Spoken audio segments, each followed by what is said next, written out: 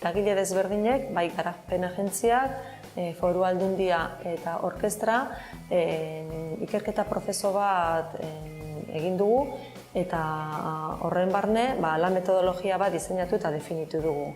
Helburua zein izan da metodologia honena, enpresa txiki eta ertainetara hurbiltzea eta iristea. Enpresa hauek izatea, prozesu honetan definituko diren pausoak eta beharrak eta tresnak eta baliabideak behaiekin elkarlanean definitzea. Prozesu hau aurre emateko egindan pausoa izan da diagnostiko bat eginda Gipuzkoako 221 enpresetan. Enpresa hauek 20 eta 100 langile bitarte dituzten enpresa industrialak. Los primeros resultados nos permiten encontrar ciertas agrupaciones, básicamente son 4. En un caso de empresas que están haciendo Industria 4.0 y tienen planes específicos y estratégicos para hacer esto.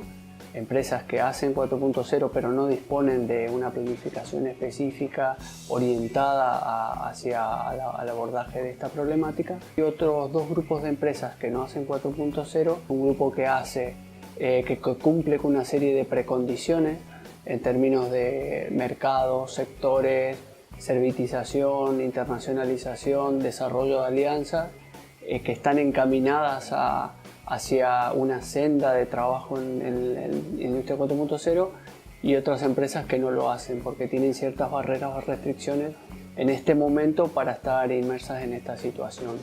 En el futuro lo que esperamos es profundizar esta fase exploratoria de análisis y materializar los resultados y darlos a comunicar. Los retos son importantes en el sentido de que hemos tocado la puerta de 500 empresas industriales de Guipúzcoa y hay 500 empresas que están esperando una segunda visita donde les aportemos algo.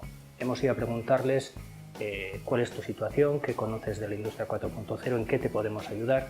Ahora lo sabemos y ahora están esperando que nosotros vayamos con una respuesta. ¿Qué vamos a hacer o qué estamos debiendo hacer en un colectivo de empresas en las que hemos detectado que tienen determinadas condiciones para avanzar en el proceso de Industria 4.0?